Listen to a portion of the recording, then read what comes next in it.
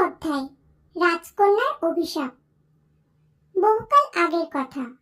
শীতলপুর রাজ্যের সীমানায় বিস্তীর্ণ এক উপত্যকা ছিল, যেখানে অসংখ্য গোলাপ ফুটত। হেমন্তের হালকা শীতল বাতাসে সেই গোলাপের সুবাস মিশে এক অদ্ভুত মোহময় পরিবেশ সৃষ্টি করত। উপত্যকার ঠিক কেন্দ্রে দাঁড়িয়ে ছিল একটি গাছ, যে গাছে ফুটত অদ্ভুত এক গোলাপ, রক্তগোলাপ। এই রক্তগোলাপ সাধারণ গোলাপের মতো ছিল না। এর পাপড়ির রং ছিল গাঢ় লাল, যেন সদ্য প্রবাহিত উষ্ণ রক্ত।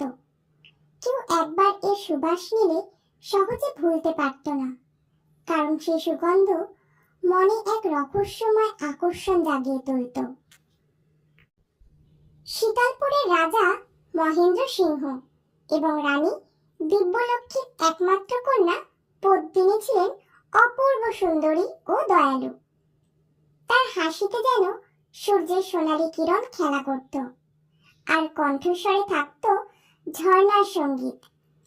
ছোটবেলা থেকেই তিনি প্রজাদের প্রতি দয়ালু ছিলেন, দরিদ্রদের সাহায্য করতেন এবং সকলের ভালোবাসা অর্জন করেছিলেন।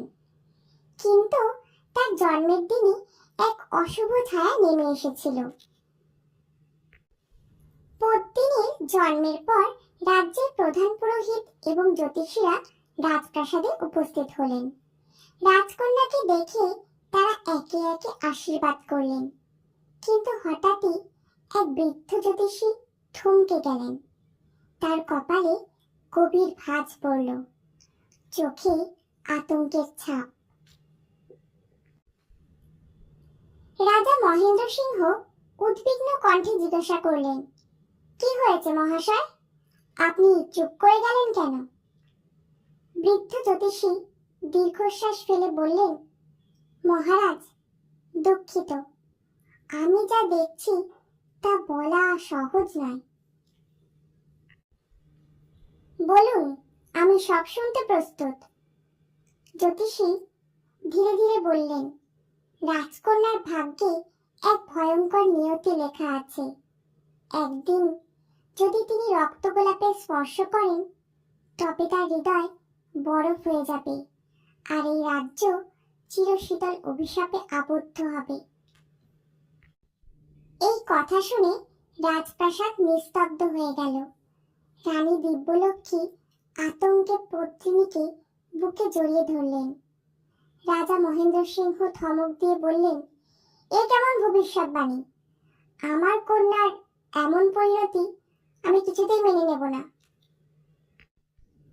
জ্যোতিষী কাতর কণ্ঠে বললেন, মহারাজ, ভবিষ্যৎ বদলানো কঠিন, তবে সাবধান, রক্তগোলাপের কাছেও যেন রাজকন্যা না যায়।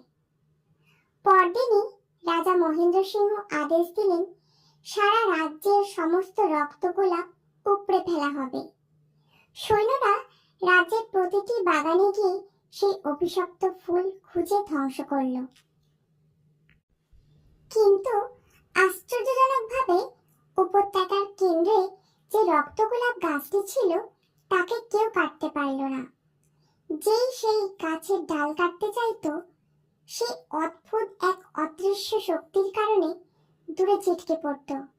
গাছটি যেন নিজেই নিজেকে আত্মরক্ষা করছিল। রাজা ক্রোধে ফুঁসতে লাগলেন, কিন্তু কিছুই করতে পারলেন না। অবশেষে রাজ্যের সমস্ত প্রবেশপথ বন্ধ করে দেওয়া হলো এবং কঠোর পাহারা বসানো হলো। বছর কেটে গেল। পদ্মিনী ধীরে ধীরে বড় হতে লাগলেন। তিনি প্রকৃতিকে ভালোবাসতেন, ফুলের বাগানে ঘুরে বেড়াতেন, ঝর্ণার ধারে বসে গল্পগাথা শুনতেন। কিন্তু একটি জায়গা ছিল যেখানে যেতে তাকে কঠোরভাবে নিষেধ করা হয়েছিল, উপত্যকা। সেখানে মৃত্যু লুকিয়ে আছে। রাজা ও রানী বারবার তাকে সতর্ক করতেন, তবে নিষিদ্ধ জিনিসের প্রতি মানুষের আকর্ষণ চিরকালীন। একদিন পদ্মিনী তার সখীদের জিজ্ঞাসা করলেন, উপত্যকায় এমন কি আছে যে আমাকে যেতে দেওয়া হয় না? সখীরা একে অপরের দিকে তাকিয়ে ফিসফিস করে বলল, সেখানে এক রক্তগোলাপের গাছ আছে, শোনা যায় সেটি জাদুকরি। পদ্মিনীর মনে কৌতূহল জন্মালো, কি এমন বিশেষত্ব সেই রক্তগোলাপে? কেন সেটি এত শক্তিশালী?